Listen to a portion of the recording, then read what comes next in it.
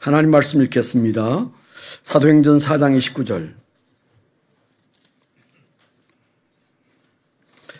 사도행전 4장 29절부터 37절까지 교독해서 읽도록 하겠습니다.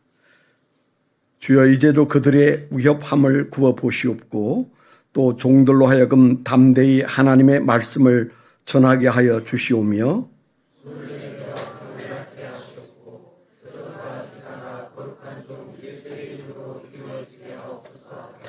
빌기를 다함에 모인 곳이 진동하더니 무리가 다 성령이 충만하여 담대히 하나님의 말씀을 전하니라.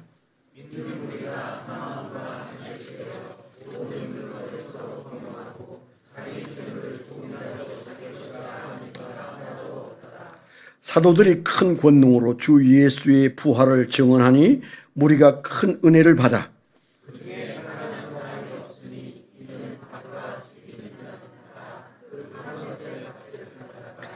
사도들이 발 앞에 두매 그들이 각 사람의 필요에 따라 나누어 줍니다.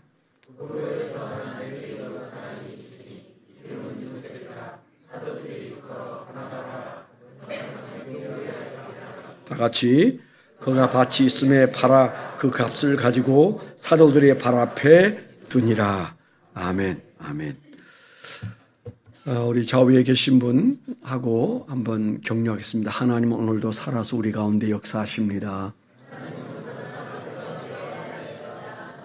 오늘은 다시 조금 더 다른 말로 성령님은 오늘도 살아서 우리 가운데 역사하십니다. 아멘. 지난번 한 2, 3일 전에 제가 마트에 가서 에스컬레이터를 타고 이렇게 내려가는데 제 뒤에 어떤 40대 후반쯤 돼 보이는 여성 두 사람이 대화를 하는데 너무 크게 해가지고 제 귀에 다 들렸어요. 그냥 무심코 듣다가 중간에 퍼뜩 정신이 났습니다. 그분들이 교회 얘기를 하고 있었어요. 이런저런 교회 얘기를 하더니 그런데 교회보다 절이 나. 그러더라고요.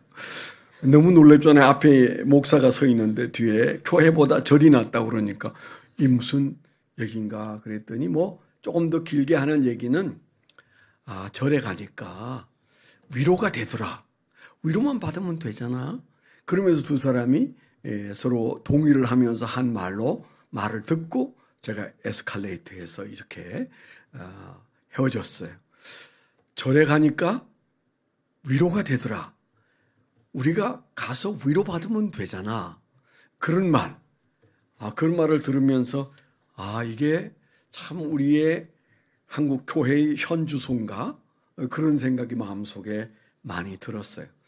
네, 믿음이라고 할 수 없지만은 종교를 찾아서 움직이는 종교 순례를 하는 사람들은 큰 거 기대하지 않죠. 위로 좀 받으면 그 정도로 괜찮다고 생각하는데 교회에서는 위로가 안 되고 절간에서는 위로가 되더라. 그 얘기잖아요. 목사가 들었을 때는 이게 모골이 송연해지는 얘기입니다. 교회는 위로가 안 되고 저 절간에는 위로가 된다. 그것도 40대 후반쯤 되어 보이는 분들이 그런 말을 하는 얘기를 들으면서 과연 그런가? 저분들이 깊은 믿음은 없어도 교회는 와본 모양인데 교회에서 위로마저도 받지 못했다면 도대체 우리가 지금 뭘 하고 있지? 그런 생각이 많이 들었어요. 하필이면 오늘 우리가 성령 강림 주일인데 제가 그 생각이 나는 겁니다. 여러분 어떠세요? 여러분도 내가 위로마저도 못 받지만 그냥 습관적으로 나온다고 생각하십니까? 아니면 여러분의 아내 혹은 여러분의 남편, 형제 그리고 우리의 사랑하는 자녀들은 교회에서 위로는 받고 있을까요? 위로를 넘어서 하나님께 위로를 드리는 삶을 살고 있나요? 예배는 우리가 위로받는 목적으로 온 것이 아니고 진정한 예배는 하나님을 위로해 드리는 거잖아요. 하나님을 기쁘시게 해 드리는 거잖아요. 거기까지 가야 되는데 적어도 종교가 가지고 있는 일반인들의 사고는 위로 좀 받고 싶다. 사는 게 너무 힘드니까 내게 좀 위로를 주면 좋겠다. 그런 것이 종교의 기본적인 필요라면 교회가 위로마저 줄 수 없는 절과 비교되어진다면 이건 심각하다. 이게 목사가 보따리를 쌀 때가 됐나 보다. 이런 생각이 마음속에 드는 거죠. 여러분도 제 말을 들으면서 조금 부담이 되리라 생각합니다. 우리가 잘 아는 성령님을, 오늘 우리가 성령 강림 주일인데 성령님을 우리가 파라클레토스라고 말합니다. 여러 성령에 대한 명칭이 있지만은 우리가 성령을 말할 때 보혜사란 말을 쓰잖아요. 특별히 예수님이 요한복음에 5번이나 보혜사란 말씀을, 그것도 이제 십자가에 못 박혀 죽으시기 직전과 그 어간에 집중적으로 성령을 별명을 붙여서 말했는데 파라클레토스라는 말을 썼어요. 그 말이 무슨 말입니까? 여러 가지 뜻이 있지만 가장 강력한 의미는 위로자예요. 위로자. 그러니까 그분들은 교회에 와서 성령의 위로를 경험하지 못했다, 그 말이잖아요. 개인적인 문제입니다만은, 그러나 교회가 그들에게 우리가 믿는 믿음으로 성령님이 그들을 위로할 수 있는 찬스를 놓쳤다는 말이잖아요. 교회는 왔는데 누가 다 가자고 그래서 밥도 사고 권면해서 왔는데 아무것도 없더라. 와보라 해서 왔는데 거기는 별로 위로가 안 되더라. 그 말은 무슨 말이에요? 적어도 그 사람들에게는 파라클레토스, 성령님이 역사하지 않은 거죠.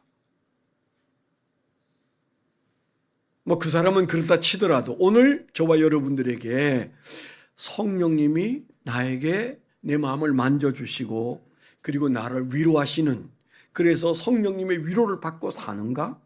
난 성령의 위로가 뭔지 잘 모르겠다. 그런 마음을 여러분들이 혹 느낀다면 이게 우리가 해결해야 될, 오늘 특별히 성령 강림 주일에 해결해야 될 신앙 문제다, 그런 생각이 드는 거죠. 교회가 위로도 못 준다면 그건 간판 내려야 됩니다. 물론 마음을 닫고 있는 사람에게는 위로를 줄 수가 없지만 이 문을 열고 들어온 사람이 적어도 위로부터는 받아야 돼요. 그 다음에 하나님을 위로해야 되겠다. 하나님께 예배를 드려야 되겠다. 내 가까이 하는 성도들을 좀 위로해야 되겠다. 그런 마음들 우리가 가지면서 위로 받고들어 왔다가 위로하는 위로자가 된 그런 놀라운 신앙의 경지를 우리가 경험하면서 예수를 믿어야 그게 신나는 신앙생활입니다. 다른 종교는 그냥 위로받는 정도에서 만족한다 하더라도 우리 신앙은 종교적 수준에 머물러 있어서는 안 되는 것을 우리가 너무 잘 알잖아요. 왜 그런 위로까지도 주지 못하는, 전혀 위로를 느낄 수도 없는 그런 예배 공동체, 그런 교회 공동체로 우리가 전락한다면 굉장히 큰 문제가 될 수 있다는 생각을 하는 거죠. 자, 그러면 우리가 오늘 성령 강림 주일인데 성령님이 내려오셨다, 강림하셨다, 예수님이 마리아를 통하여 이 세상에 초림하신 것처럼 또 얼마 후에는 어느 날 예수님께서 재림하실 것처럼 성령님이 이 땅에 강림하신 것을 우리가 기념해서 성령 강림절이라 그렇게 말합니다. 오늘 우리가 읽은 말씀은 사도행전 4장이지만 사도행전 2장에 보면 성령님이 강림하는 내용이 잘 전개되고 있죠. 지금은 어떻습니까? 성령님은 강림해 계십니다.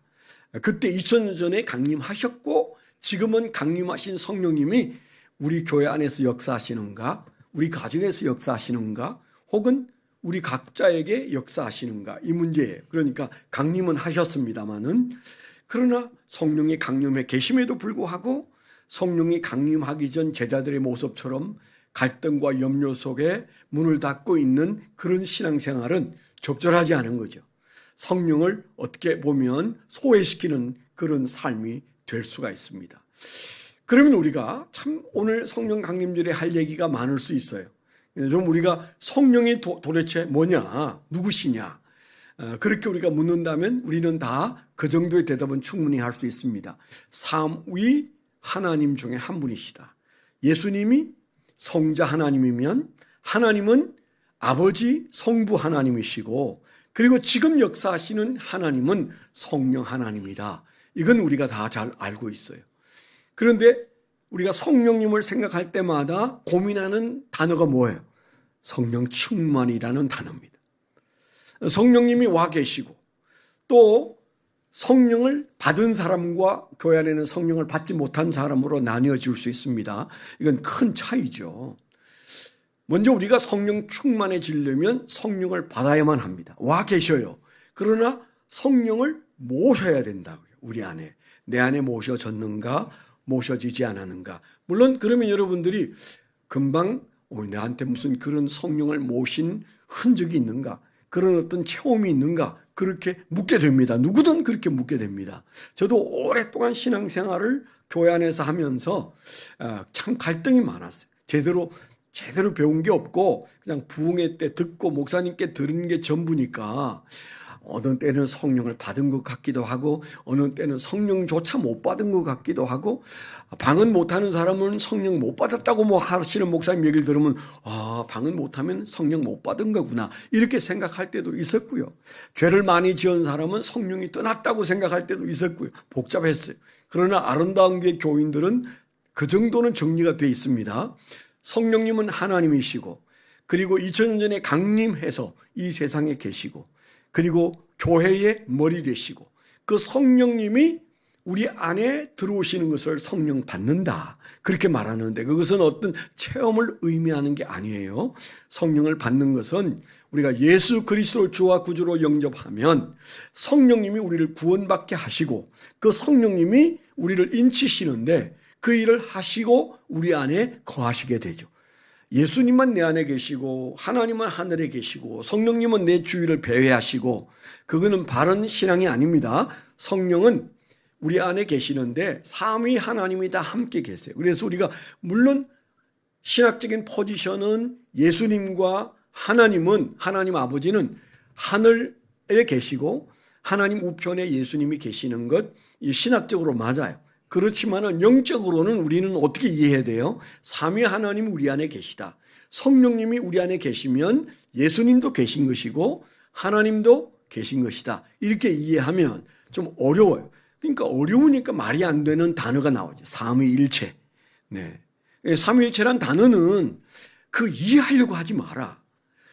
그게 뭐 물이 얼리면 고체가 되고 그 다음에 물에다가 열을 가하면 기체가 되고 그 다음에 적당한 상태가 되면 액체가 되고, 그래서 기체다, 액체다, 고체다, 그걸 가지고 삼위일체를 설명하기도 하죠. 초등학생에게.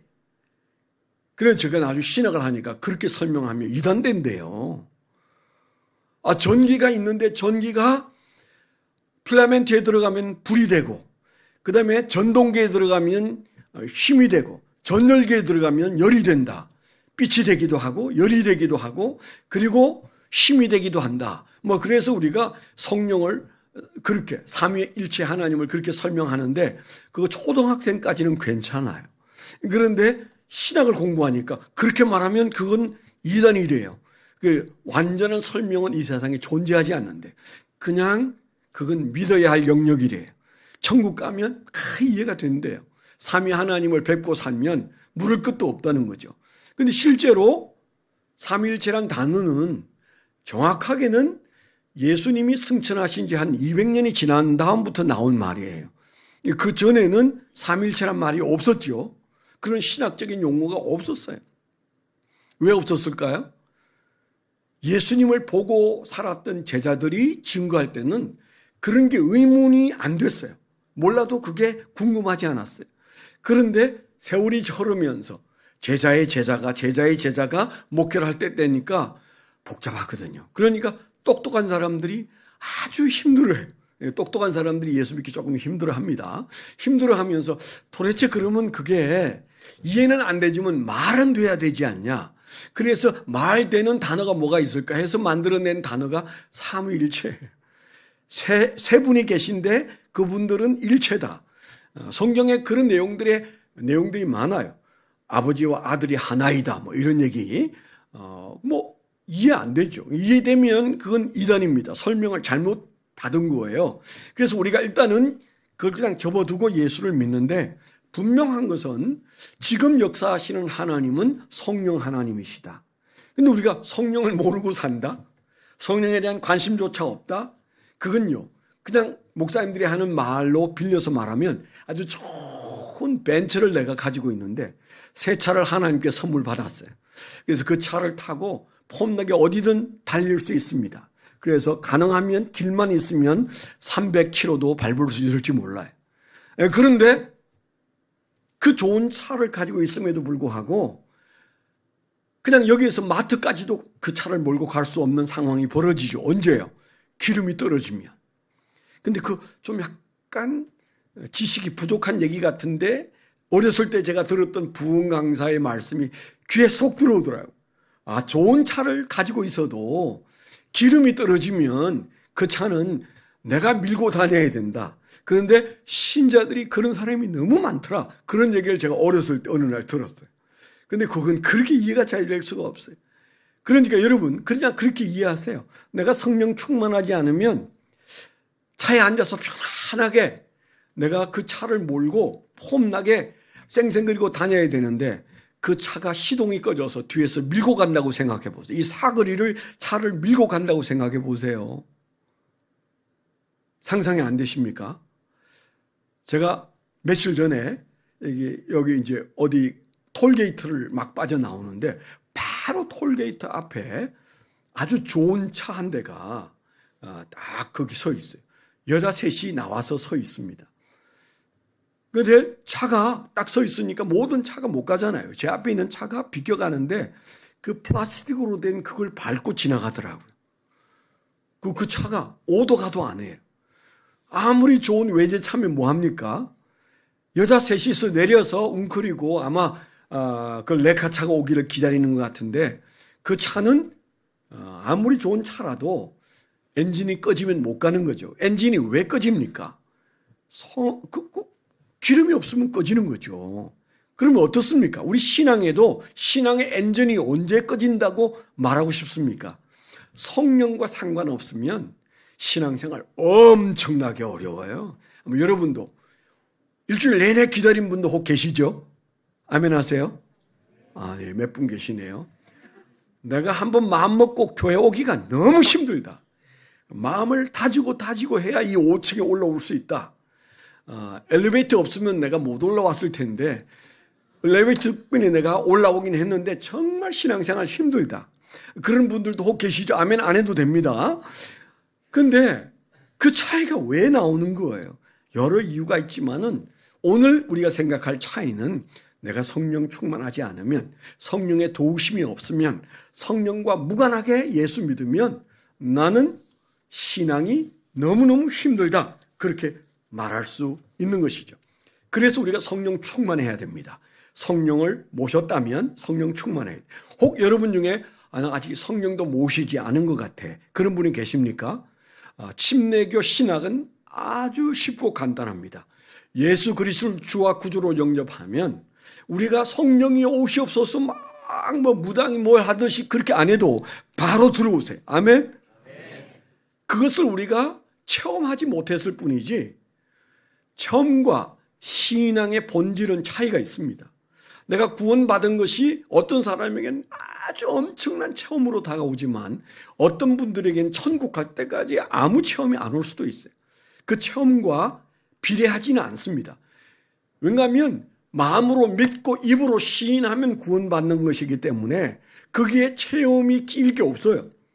체험은 하나님 우리에게 허락하시는 부가적 서비스예요. 그거 있어야 됩니다. 저는 체험이 꼭 필요하다고 생각해요. 저는 모태 신앙이어서 체험 없이 성장하다가 제가 체험을 하고 나니까 이건 꼭 필요해. 이런 마음이 들어요. 너무 신앙생활이 쉬워요. 근데 그 체험을 다 누구나 항상 받는 건 아니니까 체험과 상관없이 우리는 구원은 예수를 마음으로 믿고 입으로 시인하여 침례 받은 자라면 우리는 공식적으로는 성령 받은 사람으로 인정합니다. 여러분들이 성령을 사모할 정도 되면 다 받은 사람들이. 그렇다면 그 다음 우리가 가지고 있는 질문이 뭔가 하면 나 성령 충만이 뭔지 좀 이해가 안 돼. 왜 이해가 잘 안 될까요? 설명이 너무 다양하기 때문에. 오해가 많아요. 성령 충만에 대한 오해가 많아요. 제일 많은 오해는 성령 충만이란 믿음 좋은 사람들이 경험하는 영적 체험 세계다. 이렇게 생각해. 아, 성령 충만, 그거 믿음 좋은 사람들이 이런저런 얘기 들어보니까 그 체험이 있어야 되는데 난 그런 거 없는데? 그렇게 생각할 수 있습니다. 그런데 먼저 우리가 기억할 것은 성령 충만은 그렇게 어떤 특정적인 믿음 좋은 사람에게만 나타나는 게 아니에요. 사도행전 2장에 보면 마가의 다락방에 그들이 모여서 예수님이 승천하신 후 너희가 함께 기도해라. 성령을 기다리라. 그래서 진짜 기다렸어요. 열흘 기다린 다음에 사도행전 2장에 보니까 거기에 모인 모든 사람이 다 성령 충만을 받았다고 했어요. 믿음의 차이도 있고 또 죄도 있고 여러 가지 문제가 있었을 텐데 그들은 한결같이 성령 충만을 받았다고 기록되어 있어요. 성령 충만은 탁월한 믿음, 굉장한 헌신, 그리고 여러분들이 수많은 기도 생활, 그런 것들의 노력의 결과로 주어지는 것이 아니에요. 물론 노력이 필요해. 조금 이따 얘기하겠지만. 그러나 성령 충만은 성령님이 원하시는 바이기 때문에 웬만큼 우리가 그 성령 충만의 조건만 갖추면 성령은 우리 안에서 역사하시게 돼 있어요. 에베소서 5장 18절에 뭐라고 그랬어요? 술 취하지 말라. 이는 방탕한 것이니 오직 성령의 충만을 받으라 그랬어요. 그게 몇 가지 이유가 있습니다. 왜 술 얘기를 꺼내는가? 성령 충만을 쉽게 말하면 도취되는 거예요. 도취되는 거예요. 취하는 겁니다. 여기 술 취해 보신 분들은 금방 이해가 되죠. 술 먹고 싶다. 이 생각 안 드시죠? 네. 그런 거라면 난 성령에 취해보고 싶다. 바로 그거예요. 성령에 취하는 거예요. 그 성령에 도취되는 겁니다. 성령의 지배력이 나한테 가득해지는 거예요. 그래서 내 의지를 성령님이 다 끌어안고 주의 뜻대로 하는 것이 괴로운 것이 아니라 그렇게 살고 싶은 간절한 열망이 일어나서 그냥 뛰쳐나가서 성령과 함께 성령이 원하는 대로 살고 싶은 그런 충동이 일어나는 정도의 도취감. 그러니까 술 먹고 술 취하면 그때 내 의지대로 안 되고 술의 의지대로 우리가 끌려가듯이, 하필이면 그런 예를 든 이유는 우리가 술을 마시면 우리가 술 취해지는 것처럼 성령을 마시고 성령 충만해지는 것은 우리가 그렇게 결정하고 그렇게 원할 때 그런 역사가 일어난다는 얘기죠. 술 취하지 말라. 성령의 충만함을 받으라. 똑같은 거예요. 우리가 술을 취하는 것과 성령을 취하는 것에 별로 차이가 없다는 얘기가 그 안에 있는 것이죠. 그래서 믿음 좋은 사람들의 전유물이 아니다. 믿음이 별로 안 좋아도 오늘 우리가 성령 강림절에도 성령님은 우리 안에서 충만하기를 원하세요. 우리가 그것을 믿고 받아들이게 되기를 축원합니다. 어떤 사람은 성령 충만이라는 게 그 은사를 말하는 거 아닌가? 여러 가지 은사가 나타나는 게 성령 충만 아닌가? 아닙니다. 은사와 정비례하지 않습니다. 비례한다는 맞을 얘기. 정비례하지는 않아요. 제가 많은 사람을 겪어보고 제 자신도 내게서 은사가 나타날 때도 충만하지 않을 때가 있어요. 굉장히 그런 사람 조심해야 돼. 목사님들도 은사는 막 드러나는데 성령 충만하지 않은 분들이 있어요. 아주 조심해야 될 분들이세요. 그런데 우리가 왜 빨려 들어가는가 하면 은사가 나타나는 현장이 충만이라고 생각하는 약간 우리가 일치하는 게 있긴 있어요. 그래서 우리가 오순절 순복음교회에서는 어떤 착오를 그들이 하고 있습니까? 성령 받은 증거, 너희가 예수를 믿을 때 성령을 받았느뇨? 그렇게 묻는 비닐에 오살리 금식기도를 가면 써 있어요. 요즘은 모르겠어요.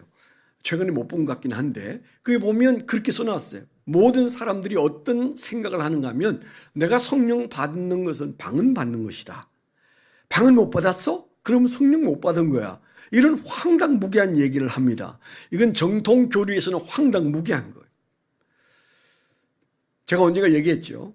박영철 교수님이 유학하고 있을 때 달라스 제1침례교회에 조영기 목사님이 오셔서 그때 그분이 부흥회를, 미국인 교회, 아주 유명한 교회에서 부흥회를 하면서 자기가 99% 침례 교인인데 나는 순복음 계통이지만 99%가 침례 교인인데 내가 고치지 못하는 게 하나 있다. 성령 받는 게 방언하는 것이라고 하는 것이 한국 교회, 그것도 오순절 계통의 교회에 만연해 있는데 이건 정말 고치고 싶은데 못 고치고 있다. 그런 말을 했다고 박영철 교수님이 공부할 때 저희들한테 얘기하더라고. 그분이 안 들은 얘기를 할 리가 없죠. 그러니까 그분도 이건 좀 지나친 것이다. 방언하는 게 성령 받은 거라면 방언 못하면 성령 못 받았다면 얼마나 큰 자괴감을 줍니까? 그래서 영적 우울증에 걸린 사람을 전 많이 만나봤어요. 아닙니다. 그건 은사예요. 방언은 은사예요. 그래서 기독교 안에는 방언을 반대하는 사람도 있어요.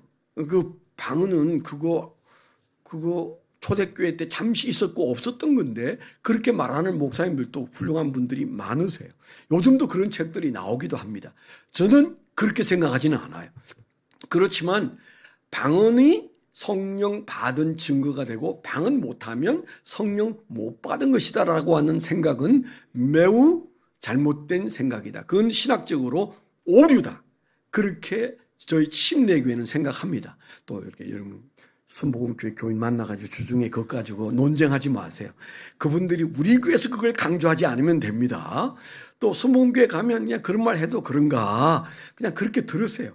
그건 신학은 사실은 알프스 산맥의 동쪽과 서쪽이 다르다. 그렇게 말하는 것처럼 신학적으로 좀 다른 부분들이 있어요.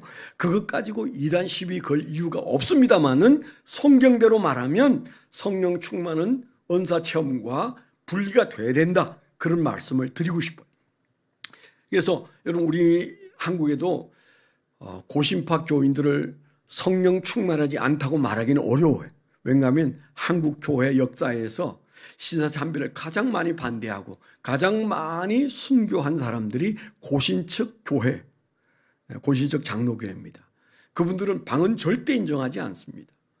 그리고 아주 조용하게 예수 믿는 것만 원해요. 박수치고 뭐 기타 치고 아주 힘들어해요. 아주 어색히 여깁니다. 그래서 제가 통합적 장로교회를 잘 사는데 저희 집 앞이 고신척 장로교회. 학교에서 고신척 장로교회 다니는 아이들과 자주 싸웠어요. 너무 다른 거예요. 같은 장로교회인데 우리는 막 방언한다고 정신없는데 거기는 방언을 개 짖는 소리라고 그러네요.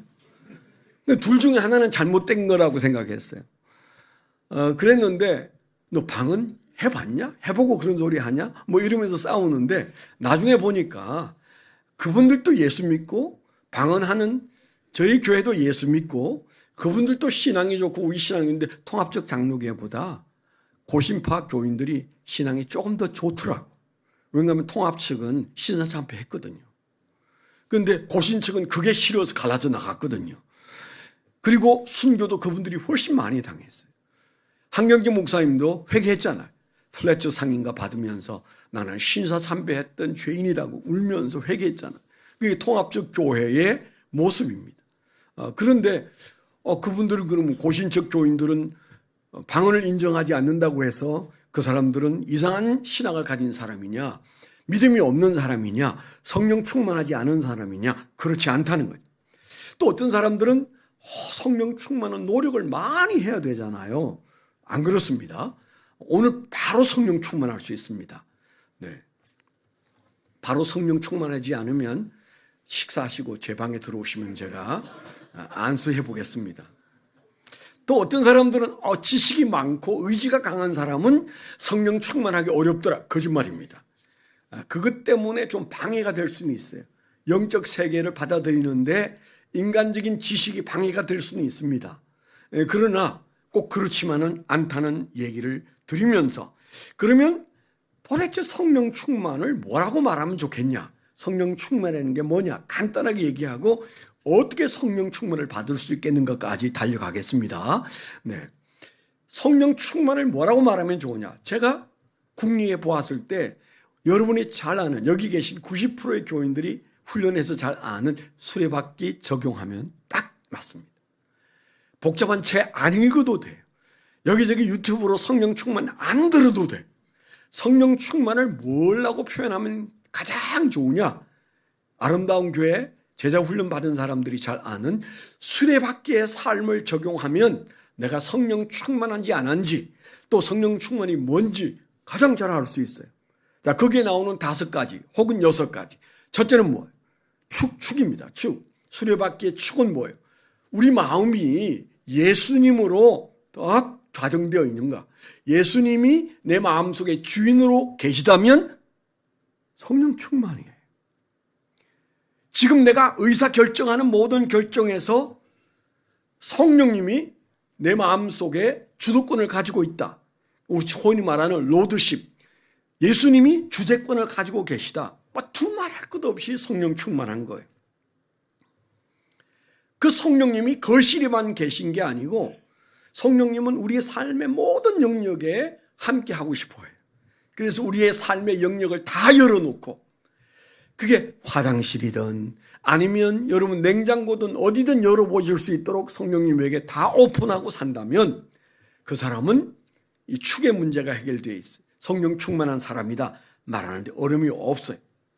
그래서 성령은 바람이라고 말씀하셨잖아요. 요한복음 3장에 보면 예수님께서 니고데모에게 뭐라고 말씀하셨어요? 물과 성령으로 거듭나야 된다. 그렇게 말씀하시면서 성령은 바람처럼 역사하신다. 그래서 성령을 볼 수도 없고 만질 수 없지만 성령이 역사하시는 현장은 이게 성령의 역사구나. 이게 성령님이 역사하시는 증거구나. 이런 것들을 우리가 쉽게 만나볼 수 있는 것이죠. 그래서 축의 문제 생각하시면 됩니다. 그래서 우리가 예수님에게 내 마음이 도취되어 있는가? 술 취한 것처럼 예수님에게 점점 취해가고 있는가? 예수님이 내 마음을 사로잡고 있는가? 여러분 그게 좀 이해가 안 되면 여러분 연애하실 때 여러분 그 배우자가 배우자 아닌 분하고도 연애를 하셨겠지만 여튼 연애했던 그 사람의 그 생각이 나를 지배하고 있다. 예? 그래서 그 사람 생각으로 앉아서나 섰으나 마음이 그게 가 있다. 그러면 그건 뭐예요? 그건 도취되어 있는 겁니다. 지배력을 그가 가지고 있는 거예요. 내가 살아가는 아무개가 나를 지금 지배하고 있는 거예요. 예수가 바로 그 사랑의 대상이 되고 그 예수님이 내 마음을 지배하고 있다면 그냥 묻지 말고 성령 충만이다 생각하시면 됩니다. 그런가 하면 우리가 잘 아는 대로 4가지 심살이 있는데 말씀과 기도와 교제와 증거. 내가 하나님 말씀을 붙들고 그 말씀의 은혜가 된다면 근데 설교를 듣고 은혜 받는 것은 조금 아니에요. 네. 아주 입에 발린 말로 여러분의 귀를 즐겁게 할 수 있어요. 내가 말씀의 은혜가 되나 안 되나는 그냥 말씀을 펼치고 읽으시면 돼요. 그래서 여러분 큐티하는 본문을 펼치고 그 말씀이 내 마음속에 따뜻하게 다가오고 은혜로 다가오고 나의 마음을 평안케 해주고 그 말씀에 궁금해지고 목마름이 있다면 여러분 말씀 생활하고 있는 거예요. 말씀 생활이 되는데 충만하지 않다. 그건 거짓말입니다. 말씀과 함께 있고 말씀을 좋아하고 말씀의 은혜를 받고 말씀대로 살고 싶은 목마름이 있고 여러분 말씀과의 관계성을 보면 그냥 충만은 알 수가 있는 거예요. 그리고 우리가 잘 아는 대로 기도 어떻습니까? 우리가 기도하는데 거기에 기쁨이 있고 주님과 가까워지는 느낌을 갖게 되고 죄를 회개하게 되고 그래서 기도에서 죄의 회개로부터 시작해서 주님의 마음을 만져드리는 기도에 이르기까지 가장 낮은 단계는 죄의 회개입니다. 그렇지만은 이 기도가 점점 깊어져서 하나님의 마음을 알고자 하고 하나님의 마음이 내 마음 속에서 그 하나님의 마음을 위로해 드리고 싶은 단계까지 기도가 가고 있다면 여러분 걱정할 거 없습니다. 성령 충만한 거예요. 네. 자, 그래서 축과 말씀과 그 다음에 기도와 그리고 성도의 교제. 여러분 예수 믿는 우리끼리 만났을 때 영적으로 교류되는 기쁨이 있고 뭔지 모르지만 사실 따져보면 별거 아닌 것 같은데 별거 아닌 게 아니고 그게 나를 행복하게 하고 사는 의미를 불어넣어주고 형제와 함께하고 내 주머니를 열어서 밥을 사고 차를 마시고 그리고 시간을 내어서 시간을 다 허비했는데 별로 한 얘기는 없는데 그냥 여러분 기쁨이 있다면 그게 뭐예요? 교제예요. 교제. 그게 코이노니아예요. 그 교제 안에 있다면 성도의 교제가 아름답게 여겨진다면 여러분 그 성령 충만이에요. 그리고 전도에 대한 열정, 증거죠. 수리받기의 4번째가 증거죠. 그래서 뭔가 내가 전도해야 되는데 부담이 있고 어느 날 전도했을 때 날아갈 듯 마음이 가벼워지고 그리고 누군가가 만에 하나 예수 그리스도를 마음속에 받아들인다면 여러분 마음속에 밥을 안 먹어도 기쁨이 있고 영혼에 대한 하나님의 마음이 내 안에 흘러들어오는 증거 생활. 이게 뭐 똑같은 균형을 이루지 않더라도 그건 축, 말씀, 기도, 교제보다 증거가 좀 못해도 괜찮습니다. 그 증거에 대한 마음이 내 마음속에 끊임없이 움직인다면 나는 지금 성령 충만한가 보다. 이렇게 믿으셔도 크게 다르지 않다. 이런 생각을 여러분 가지시면 좋아요. 그 위에 이제 우리가 그런 네 가지 힘사를 돌리는 그리스도 안에서의 순종 생활이 내게서 일어나고 있다면 여러분 내가 방언을 못해도 예언을 못해도 신비한 어떤 음성을 못 들어도 여러분들이 그것만으로도 내가 성령 충만해져 가고 있구나. 그렇게 믿으시면 될 줄 믿습니다. 그러면 이제 마지막으로 도대체 그러면 목사님 그게 성령 충만의 증거여서 성령 충만하면 기쁨도 있고 능력도 나타나고 은사도 나타나고 그리고 예수를 증거할 마음도 생기고 또 누군가를 용서하는 게 쉬워지고 사랑하는 것이 아주 행복해지고 죄에 대해서 거부가 일어나고 뭐 이런 많은 성령 충만한 현상들을 우리가 경험해보고 사는데 충만해지고 싶습니다. 그럼 도대체 그 수리받기의 삶을 어떻게 적용하면 성령 충만해질 수 있을까요? 나는 지금 성령 충만하고 싶습니다. 만약 그런 마음을 가지고 있다면 조금 전에 했던 성령 충만을 수리받기를 통해서 말했던 것을 다시 끄집어내서 제가 말씀을 드린다면 이렇게 네 가지를 얘기할 수 있어요. 네 가지만 기억하시면 이번 한 주간 동안 우리가 적용할 수 있을 것입니다. 첫 번째는요, 사모하시면 됩니다. 사모하시면 됩니다. 성령 충만해지기 위해서 성령의 도취되기를 원한다면 성령님을 사모하십시오. 죄가 있어도 그리고 선한 일을 여러분 많이 못해도 나는 성령 충만하기를 사모합니다. 여러분 사모하시면 됩니다. 사모하셔야 돼요. 요한복음 7장 37절로 39절에 보면 이런 말씀이 나와요. 예수님께서 요한복음에서 성령 얘기를 좀 많이 하시는데 7장 한번 보시죠. 37절. 그게 보면 이런 말씀이 나옵니다. 7장 37절을 제가 읽으면 이런 말씀입니다. 명절 끝날 곧 큰 날에 예수께서 서서 외쳐 이르시되 누구든지 목마르거든 내게로 와서 마시라. 그리고 하신 말씀이 38절에 나를 믿는 자는 성경의 이름과 같이 그 배에서 생수의 강이 흘러나오리라 하시니 이것은 그를 믿는 자들이 받을 성령을 가르쳐 말씀하신 것이라. 예수께서 아직 영광을 받지 않으셨으므로 성령이 아직 그들에게 계시지 아니하시더라. 성령이 강림하시기 전에 예수님께서 하신 말씀이에요. 너희가 목말라 하면 내게 와서 마시면 돼. 그래서 너의 배에서 생수의 강이 흘러나올 텐데 그 생수의 강이 뭐냐? 너희가 받을 성령님이다. 그렇게 말씀하셨어요. 목말라야 돼요.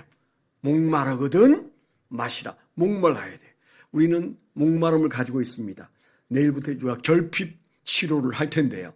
목마른 게 뭐 한두 가지여야죠. 근데 그런 것 마셔도 돌아가면 다시 목마른 것처럼 마치 바닷물 같아요. 그거 마실 때는 갈증이 해결되는 것 같은데 돌아서면 더 목이 타는 것처럼. 그런데 우리가 그게 나를 시원하게 할 수 있을까? 그렇게 오해하는 대표적인 것이 성령님이세요.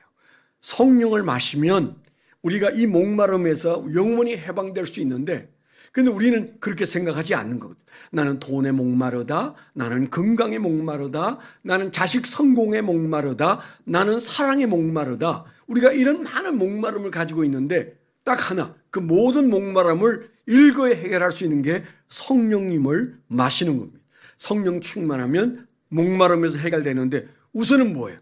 그 가까이 나아가기 위해서는 사모해야 돼요. 말 못하는 짐승들도 물이 어디에 있는지 찾았어. 성경에도 나오는 대로 사슴이 목말라 하면서 샘가를 찾듯이 우리가 정말 하나님을 향하여 성령을 향하여 목마름이 굉장히 중요합니다.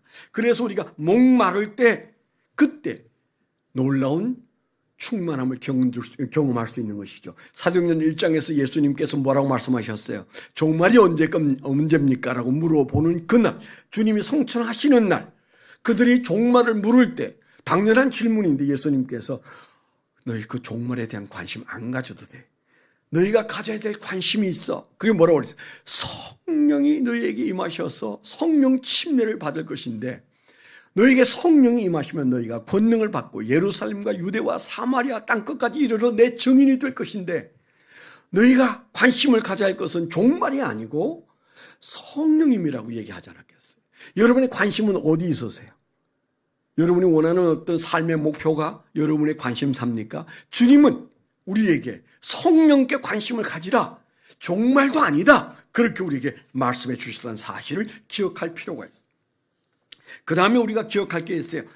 말씀을 붙잡고 있어야 돼. 아까 수리밖에서도 말씀을 드렸습니다. 말씀을 붙잡고 있을 때 성령 충만해지더라고요. 말씀을 묵상하고 있을 때 성령 충만해지더라고요. 말씀을 하고 있을 때 성령 충만해지더라고요. 저는 하나님께서 목사로 만드셔서 죄송한 얘기인데 성령을 진지하게 읽을 때 중에 가장 진지해지는 때가 사실은 새벽 기도할 때예요. 지금은 뭐 좀 달라졌습니다만 과거에 제가 새벽 기도 인도할 때 개척할 때부터 은퇴할 때까지 어떻게 했어요? 그냥 뭐 아무 생각 없이 세수하고 와요. 와서 성경 딱 읽고 10분간 여기에 무릎 꿇고 앉아서 보여주세요. 보여주세요. 잠시 후에 말해야 되는데 보여주세요. 그러면요, 진짜로 그 시간에 엄청난 깨달음이 와요. 은혜가 와요. 최고의 깨달음이 그때 와요. 저는 그래서 그 매력 때문에 은퇴할 때까지 솔직히 말씀을 드려서 새벽 기도 설교를 단 한 번도 준비하고 나간 적이 없어요. 잘했다는 게 아니에요. 그래서 제가 새벽 기도 설교와 신방 설교 준비 안 하고 간다. 그렇게 결정을 하고 사실은 살았는데 신방 가서 본문을 안 주시면 제가 2번, 3번 찬송한다고 그랬죠.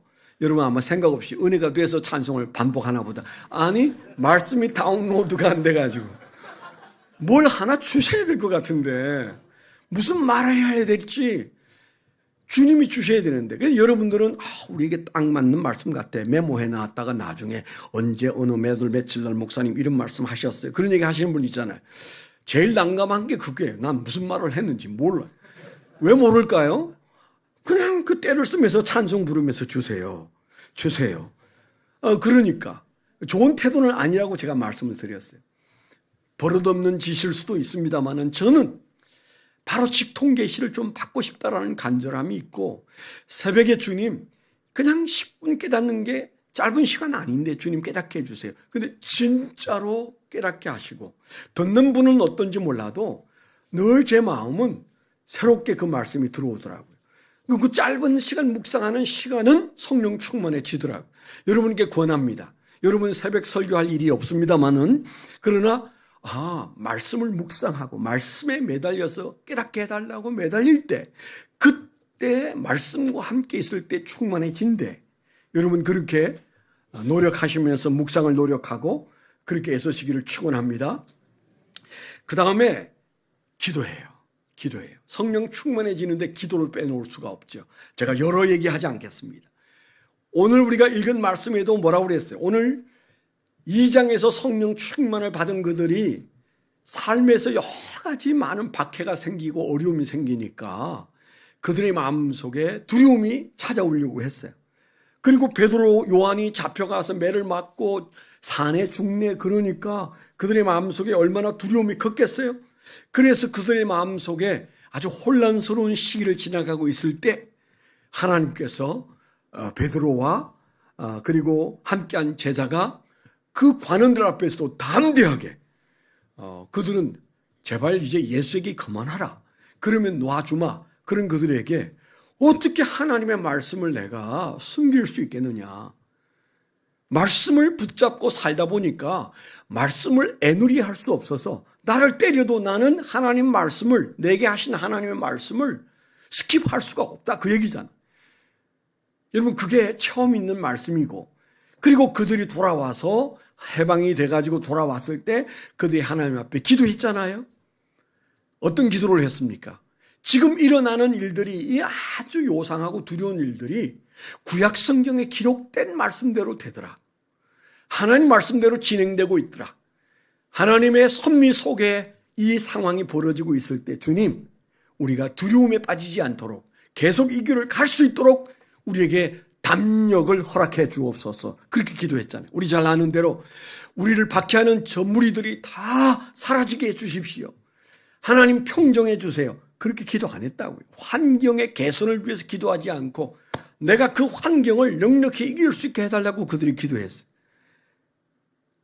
그러려면 성령이 그들 안에 역사하셔야 해요. 주여, 저 제사장 다 하나님 좀 하나님의 능력을 보여주세요. 저들을 좀 하나님께서 밟아주세요. 만일에 그렇게 기도했다면 그들은 실질적으로 성령의 역사를 구경했을지 몰라도 체험하지 못했을 거예요. 그들의 기도가 바뀌었어요. 주님, 우리에게 담대함을 주셔서 저들이 더 큰 일을 해도 저희들이 이길 수 있게 해주십시오. 그건 뭐예요? 성령이 내 안에서 역사해달라고 기도합니다. 물론 밖에도 역사해야 돼.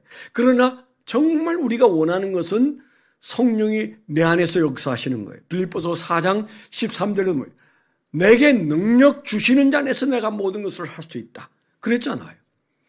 바울 사도가 정말 능력이라고 생각한 것은 환경이 바뀌는 게 아니에요. 이 어지러운 환경이 다 정리가 돼서 내 눈 앞에서 모든 것이 좋아지는 것, 그것도 우리가 기도해야 돼.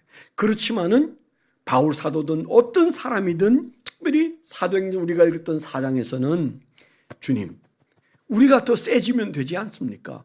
우리가 능력 받으면 되지 않습니까? 우리가 담대해지면 되지 않습니까? 더 큰 담력으로 저들의 공격 앞에 맞닥뜨려 나아가게 해 주십시오. 그렇게 기도했을 때 성령이 얼마나 기뻐하셔서 그들이 빌기를 다함에 그 기도가 찼을 때 뭐라고 그래요? 모두 성령 충만해졌다. 아멘. 그러니까 주님이 기대하시는 기도가 성령 충만케 하는 거예요. 우리 기도가 어떤 기도냐에 따라서 성령님이 역사하세요. 그들이 했던 기도를 우리가 이 한 주간 동안 했으면 좋겠어요. 주님, 저에게 더 큰 믿음과 더 큰 담력과 세상을 넉넉히 이기는 것을 제가 체험해 보고 싶은데 주님 담력 주세요. 세상이 10배나 더 나를 고통스럽게 해도 저는 웃으며 감당할 수 있는 성령의 담대함을 주세요. 우리가 그렇게 기도하면 사도행전 4장에서 그들의 기도를 들으시고 빌기를 다하였을 때 성령이 충만해진 역사가 우리에게 일어날 줄 믿습니다. 또 한 가지만 더 네 번째로 얘기한다면 공동체 안에 있으면 됩니다. 성령 충만은 혼자 있을 때는 좀 어려워요. 저도 경험해 봅니다만은 목사도 여러분과 함께 있을 때 그때 성령 충만해질 때를 많이 경험합니다. 제가 설교할 때도 성령 충만해지는 것을 많이 경험하는데 오늘은 좀 그렇게 충만해지지는 않네요. 그런데 여러분을 보고 제가 설교할 때 어떤 충만한 사람을 보면 그냥 제 마음이 막 뜨거워져서 그냥 갈피를 잡을 수 없을 때가 많아요. 그래서 저도 내가 성령 충만해서 성도들에게 성령 충만을 끼치는 경우도 있겠지만 그냥 사명감 가지고 나와서 외치는데 은혜가 있는 어떤 사람이 눈에 띄어요. 그분이 주체할 수 없는 하나님의 은혜를 붙들고 감격하고 눈물 흘리고 기뻐하고 그럴 때 그냥 그걸 보여주시면 제 마음속에서 막 불이 일어나고 은혜가 일어나요. 그래서 나는 이분들과 함께 살아야 된다. 제가 설교 안 했던 과거보다 설교하고 있는 지금이 훨씬 은혜가 쉽게 오고 그리고 성령 충만할 때가 많고 그리고 감사해. 내려가면 또 한 주간 동안 누가 나를 설교를 시키는 거야 이거. 이런 답답한 마음이 요즘 설교를 자주 하잖아요. 그래서 누가 나를 이 설교를 시켜가지고 이제 그런 마음이 들어서 제 아내 보고도 종종 그런 얘기 하지만 그건 두 마음이 내가 다시 그 설교를 준비해야 된다는 게 굉장히 어떻게 보면 힘든 거지만 그러나 그 설교를 준비할 때도 은혜가 오고 그리고 여러분과 함께 이렇게 말씀을 나눌 때 여러분 중에 어떤 사람이 성령의 은혜를 받고 있으면 그 은혜가 저에게 바로 전달이 되더라고요. 여러분 이 싱어들도 그냥 하는 거 아니에요. 이분들이 사실 그 엄청나고 힘든 일이거든요. 그런데 그분들이 그렇게 하는 이유가 뭘까요? 저는 싱어로 해보지 않아서 모르겠는데 제 짐작은 찬양하다 보면 은혜가 훨씬 많이 와요. 앉아서 찬양하는 것보다 몇 배로 은혜가 와요. 그건 돈 주고도 서야 할 일이잖아요.